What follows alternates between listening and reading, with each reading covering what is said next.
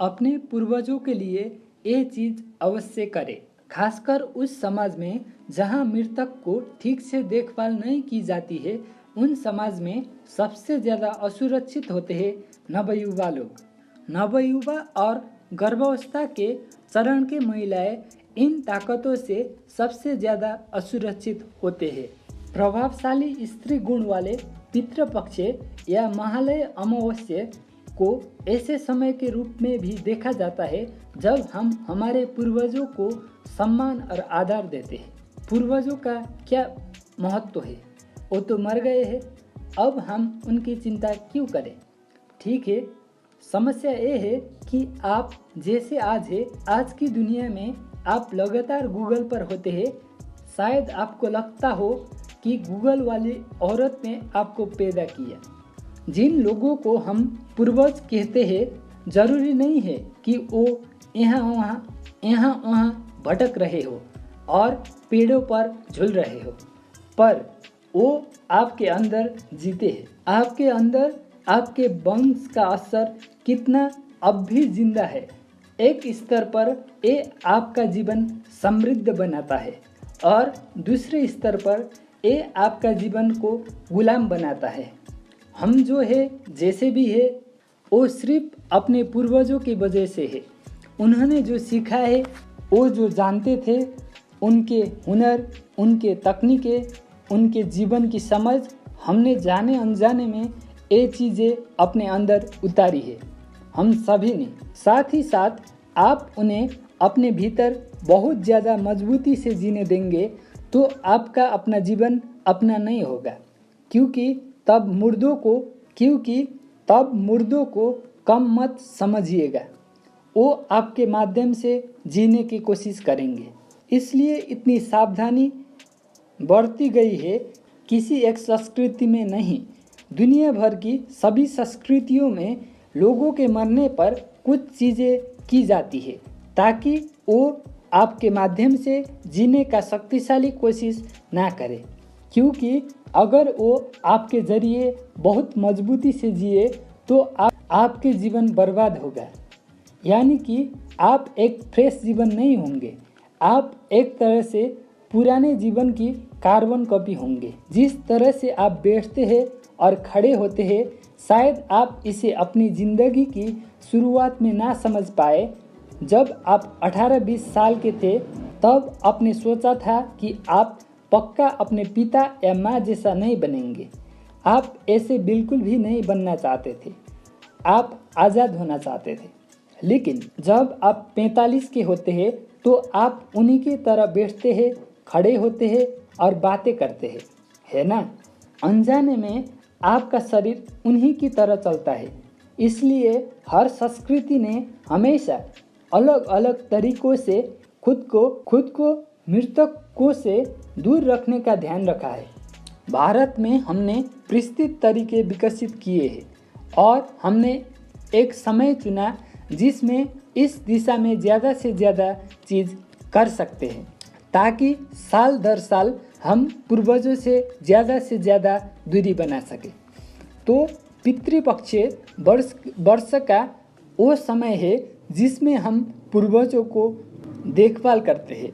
शायद आप उन्हें जानते हो या ना जानते हो। आमतौर पर 12 पीढ़ी तक पूर्वजों की देखभाल की जाती है ताकि वो आपके माध्यम से जीने की कोशिश ना करें। आप उनके वंश से दूरी बनाते हैं ताकि ये जीव नया जीवन की तरह खुद को व्यवस्थित करके जीवन जिए, खुद को एक नया संभावना बनाए और बस अतीत का दोहराना ना बन जाए। तो अभी हम इस समय महालय अमावस्या या पितृपक्ष के दौरान ईसा योग केंद्र भारत में मुझे लगता है 20 से 25 हज़ार लोग अपने पूर्वजों से दूरी बनाने के लिए जरूरी प्रक्रियाएं करेंगे। शायद पूर्वजों बहुत पहले ही मर चुके हो। हम कैसे मृतक को संभालते हैं, ये बहुत महत्वपूर्ण होता है और इसका असर हमारी आज़ादी पर होता है। मैंने इसे पहले भी कहा था और अब इस पर कुछ यूनिवर्सिटी ने रिसर्च किया है, क्योंकि अब आप जो जीवन में गौर करते हैं उसे अब रिसर्च नहीं माना जाता है। आपको लैब में चूहों पर गौर करना पड़ता है। क्या उनके पूर्वजों का बर्ताव उन पर असर पड़ता है? अगर चूहों पर असर पड़ता है तभी आप पर भी पड़ेगा। फिर उनमें भी एक चीज़ देखी गई है। एक प्रयोग है, मुझे लगता है कि एमरी विश्वविद्यालय में हुआ था, या शायद विश्वविद्यालय का नाम कुछ अलग भी हो सकता है, पर निश्चित रूप से एक प्रमुख अमेरिकी विश्वविद्यालय है। उन्होंने एक छोटा सा प्रयोग किया जहां चूहों के एक झुंड को एक बढ़िया चेरी ब्लॉसम की खुशबू वाला पनीर दिया गया। पहले दिन सारे चूहे उसे चट कर गए। अगले दिन जब चूहे खाने आए, जब उन्होंने पनीर को छुआ, उन्हें बिजली का झटका लगा और बार बार कुछ दिनों के लिए उन्होंने ऐसा किया। जब चूहे चेरी ब्लॉसम के खुशबू वाले पनीर को कुतरते हैं, उन्हें झटका लगता था। चूहों की अगली 7 पीढ़ियों तक सारे चूहे चेरी ब्लॉसम के खुशबू से दूर रहने लगे। उन्होंने सबक सीख लिया था और वो पीढ़ियाँ एक साथ भी नहीं रहती थी। उन्हें अलग अलग माहौल में रखा गया था। वो जहाँ भी थे, 7 पीढ़ियों तक उन सारे चूहे ने सीख बनी रही थी। केवल उनकी 8 पीढ़ी में वो समझ गायब होने लगी। तो चूहा के साथ ऐसा होता है तो आपके साथ भी ऐसा होता होगा। मैं आंकड़े के हिसाब से बोल रहा हूँ। हम जानते हैं ये हमेशा से हमारे लिए सच बात है। पॉजिटिव प्रभाव और नेगेटिव प्रभाव दोनों हमारे लिए सच है। पॉजिटिव और नेगेटिव दोनों चीज़ें अगर ये आपके जीवन पर बहुत मजबूत असर डाले तो ये एक नेगेटिव असर बन जाता है, चाहे वो पॉजिटिव चीज़ ही हो। पर अगर उसका प्रभाव मजबूत बने तो वो नेगेटिव बन जाएगी, क्योंकि आपके 7 पीढ़ियों में, मैं केवल 7 बोल रहा हूँ, ठीक है। महालय अमावस्या में हम 12 पीढ़ियों को ख्याल रखते हैं। क्या करें? उन पुरानी पीढ़ियों को शायद हमने खो दिए है, शायद हम उन्हें जानते नहीं हैं, हम उनके नाम नहीं जानते, हमने उनकी तस्वीर नहीं देखी, पर वो हमारे जरिए जी रहे हैं। तो 7 या 12 पीढ़ियों पहले उन्होंने जो कुछ भी सीखा था, अगर वो प्रभाव आप पर बहुत ज़्यादा असर डाले तो अब आज घटित होते जीवन बेमतलब रह जाएगा। तो आपको चेरी ब्लॉसम का डर है। आज शायद आपको इसका कोई मतलब ना हो, पर ये याद आप में बनी रहती है।